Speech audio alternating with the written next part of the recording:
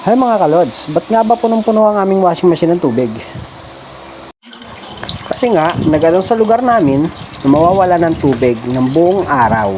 Isang buong araw. Ibig sabihin, 24 oras mga kalods. Kaya ito, paspas kami ng ipon.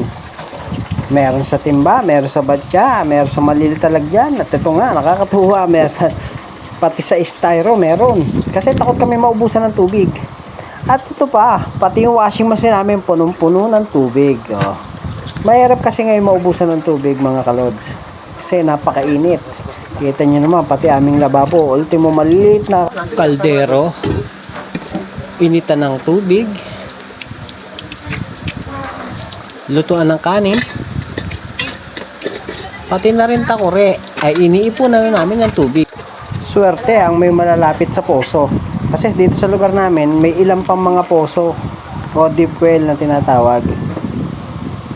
Kasi nga, nakikita ko yung iba, nag-iigib na sila sa poso.